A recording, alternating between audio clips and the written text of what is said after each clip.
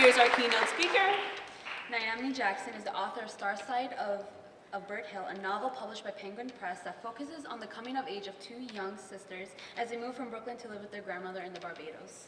The Starside of Bird Hill was nominated for the NAACP Image Award and the Hurston Wright Legacy Award, longlisted for the National Book Critics Circle's John Leonard Prize and the Center for Fiction's First Novel Prize, and named an honor book for fiction by the Black Caucus of the American Library Association.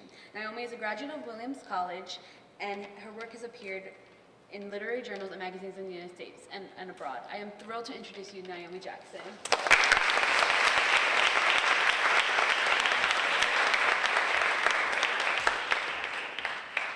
Hi, good evening.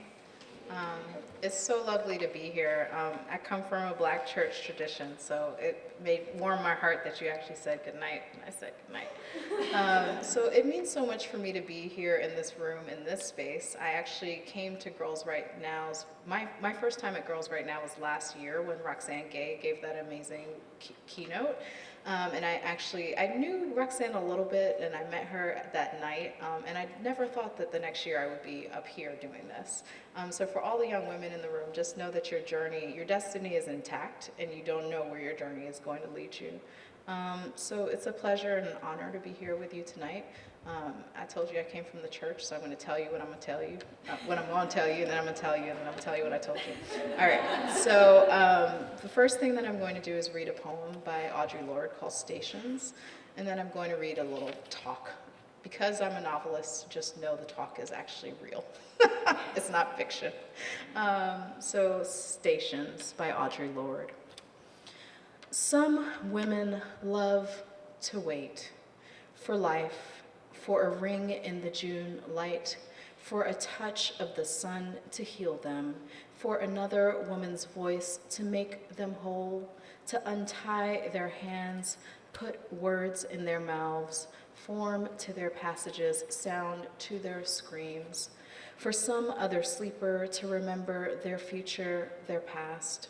Some women wait for their right train in the wrong station, for the alleys, in the alleys of morning, for the noon to holler, the night come down. Some women wait for love to rise up, the child of their promise to gather from earth what they do not plant, to claim pain for labor, to become the tip of an arrow, to aim at the heart of now, but it never stays. Some women wait for visions that do not return where they were not welcome, naked for invitations to places they always wanted to visit to be repeated. Some women wait for themselves around the next corner and call the empty spot peace, but the opposite of living is only not living, and the stars do not care. Some women wait for something to change, and nothing does change, so they change themselves. That's one of my favorite poems. Any Audre Lorde fans in the room? Awesome. This has been such a hard week, and I just want to name that since Orlando, this is the third public event that I've done, and I feel so afraid every time I step up, being who I am, being at the front of a room. So I'm glad to be here with you in community, but I just want to name that that fear is really present. This morning, I woke up in the bed I made for myself. I did not wake up afraid or in the bed another woman made for me. It was not the bed my mother or my grandmother would have wanted for me, but it was mine. It was messy. Extra pillows were strewn on the floor of the apartment where I'm camped out now, working on my next novel. There were dirty dishes in the sink. I'd not yet brushed my teeth before I began thinking about what words I would write. What would I bring to you tonight? I was, by choice, alone. I went to bed late last night, stayed up until the small hours of morning writing, thinking about my life and love and basketball and LeBron. This morning, before I remembered that there were forces that want me dead or silent or both, these are the same thing, really, I woke without fear. I can't go any further without saying that Orlando has shaken me. On Saturday night, as the men and women and children at Pulse danced, not knowing how the night would end for them, I was dancing too. Me and my friends were out at a club in Bed-Stuy and having an epic New York City day that begins with brunch and ends with the next morning's sunrise. Our night went a million ways, but never truly towards danger. I was briefly separated from my friends when I went outside for air. For a moment, I didn't feel safe. But then I looked around at the crowd assembled, a gaggle of Brooklyn beauties, and I knew I would be all right. Never in my wildest imaginings did I think that a night that began with music could end with death. But we as writers and people who love books know best that the writer's work is to plumb the depths of imagination, to go past what we know already, what we feel comfortable knowing, to move towards what we do not yet have names for. I'm so honored to have a chance to speak before this group of talented young women this evening. As my teacher, Marilyn Robinson, said, when I was a child, I read books. Books for me were an escape from the chaos in my home, a place where I could safely travel in my mind. When my mother was cycling between rage and quiet, when I could not find an anchor in the steadiness of my father or my sister, when we didn't have enough food in the fridge, when our clothes were worn, we always had a library, we always had books. Now, the truth is, I envy young people like you who already know what they want to be and are winning Scholastic Art and Writing Awards, 45 of them apparently. It took me so long to figure out that writing, the thing I most wanted, was something I could have.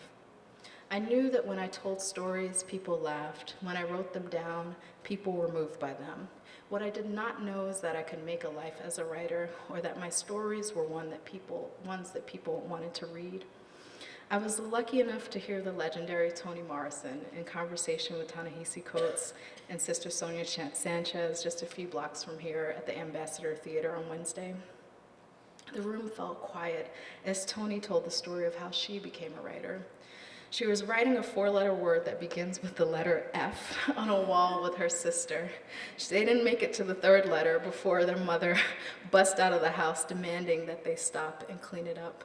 Mother Morrison said, "I found out that when I wrote, other people exploded."